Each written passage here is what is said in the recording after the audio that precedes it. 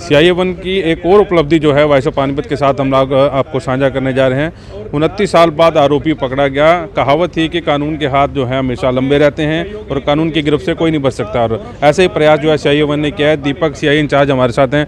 दीपक जी, बधाई हो पहले इस बात की, 29 साल बाद आमतौर पर लोगों का विश्वास उठ जाता है, जो शिकायत करता है वो भी भूल जाता है कि मैंने शिकायत भी की थी, लेकिन 29 साल बाद पकड़ा गया आरोपी। बिल्कुल आप ठीक कह रहे हैं। जो इसमें शिकायत करता था मुख्तियार सिंह, वो तो हमें मिला ही नहीं, लेकिन जो मृतक शंभू यादव था, इसका भाई है नगीना, हम पहले शिकायत करता कि गांव गए और जब उनसे बातचीत की तो वो बड़े हैरान थे कि 28-29 साल के बाद भी पुलिस आज भी इस अपराध को लेकर अपराधियों को पकड़ने का प्रयास कर रही है। तो जो मृतक के परिवार वाले थे उनसे हमें कुछ जानकारियाँ मिली। उसके बाद ये 1995 का मामला है, तो ये फाइल जो थी करनाल करनाल कोर्ट में थी, वहाँ से भी हमने इसकी जो पुलिस फाइल की जो कॉपियाँ थी वो प्राप्त की।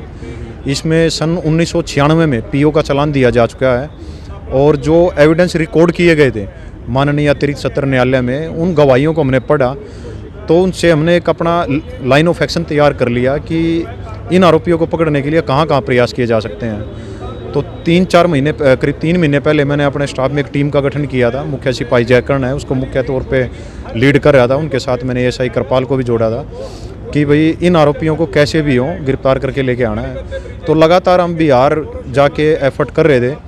तो लकीली जब अब की बार हम गए और वहाँ 3-4 दिन हमने स्टे किया तो हमें आरोपियों बारे जानकारी मिली, और जगत राय है एक आरोपी, एक बली राय है, उनको हम पकड़ने में और गिरफ्तार करने में सफल हो पाए।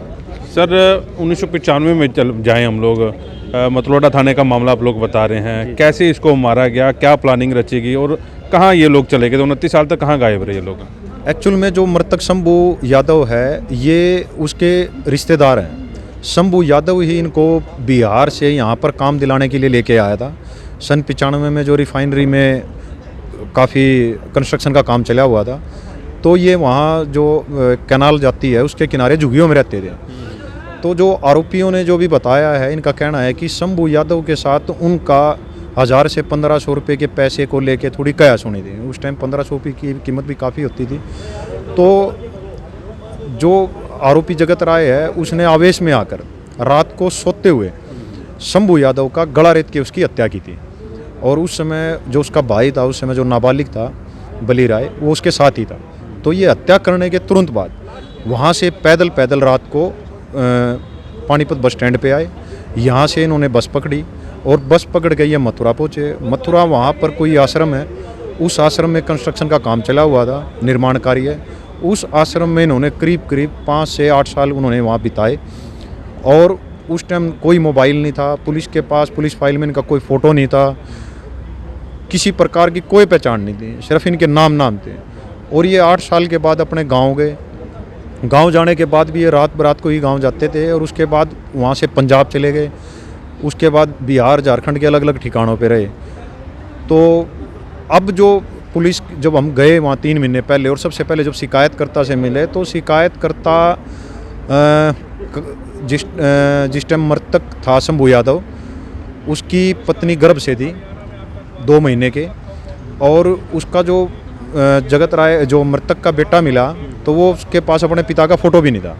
तो जो पुलिस फाइल में जो मृतक का फ़ोटो था उसके बेटे को दिखाया, तब उसने अपनी मदर को फ़ोटो दिखाया और पूछा कि ये मेरे फादर थे। तो उसकी मदर ने रोते हुए बताया कि हाँ यही तेरे पिता थे। तो वहाँ उनको काफ़ी मोटिवेट हुए कि भाई हाँ हम आरोपियों को सज़ा दिलवाएंगे। तो बस पुलिस जैसे उनसे मिली तो उन्होंने भी हमें काफ़ी मदद की आरोपियों की पहचान कराने में, सुनिश्चित करने में, और बस यही तरीका था हमारा। अच्छा सर, कौन सा ऐसा क्लू था जिससे पता मतलब आप लोग वहाँ तक पहुँच पाए? और दूसरा, जब ये पकड़े गए डिनाई किया होगा कि हम लोग नहीं थे, और आप लोगों को पूरा पुख्ता ये था कि यही लोग हैं ये? तो इसके लिए जो सबसे पहले जो हमने सन 1996 में के जो कागजात थे, जो माननीय अतिरिक्त सत्र न्यायालय में जो गवाहियाँ हो चुकी हैं, उन गवाहियों को हमने पढ़ा।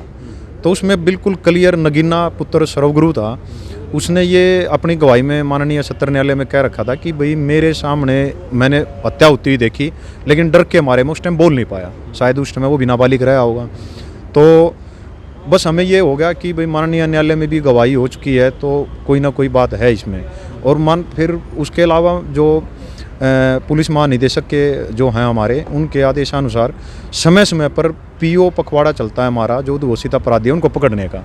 तो उसमें हम अपने अपने टारगेट चुनते हैं, और टारगेट भी खासकर अपराध शाखाओं को वो टारगेट दिए जाते हैं जो काफ़ी पुराने और मुश्किल होते हैं।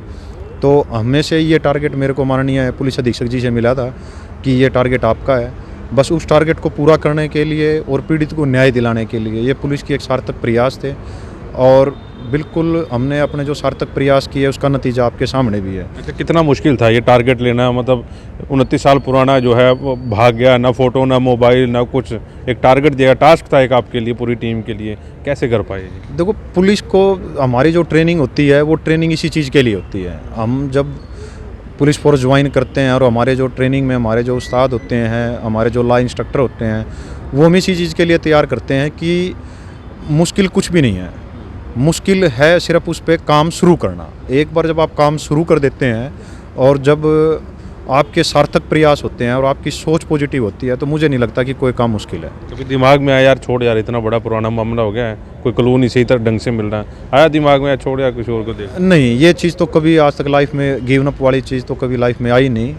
और पुलिस जॉब में आने के बाद तो ये हमारी बियॉन्ड इमेजिनेशन है कि हम ये सोचें कि हम ये काम नहीं कर सकते। अच्छा, अभी तक की जितनी आपकी सर्विस रही है, बड़ा मामला इसे देखते हैं कि इससे और बड़े मामले जो हैं आप लोगों ने किए? नहीं, मैं जब CIA 2 में था वर्ष 2019 में, उस टाइम भी रिफाइनरी में NFL में एक मर्डर हुआ था, और वो आरोपी भी 22-23 साल के बाद हम गिरफ्तार करके लेके आए थे। और जिस समय हमने आरोपी को गिरफ्तार किया, मृतक की बेटी की शादी भी 3 या 4 दिन बचे हुए थे।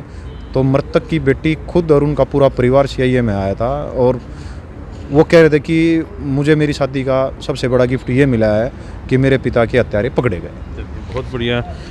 दीपक थे इंचार्ज CIA 1, कैसे कैसे जो है वहाँ तक पहुँचे? 29 साल बाद कैसे आरोपी जो है पकड़ा गया? क्या क्या क्लू जो है इनके पास थे, इनको कैसे मिले, इनपुट कैसे आई इनके पास, और कैसे आरोपी जो हैं धरे गए?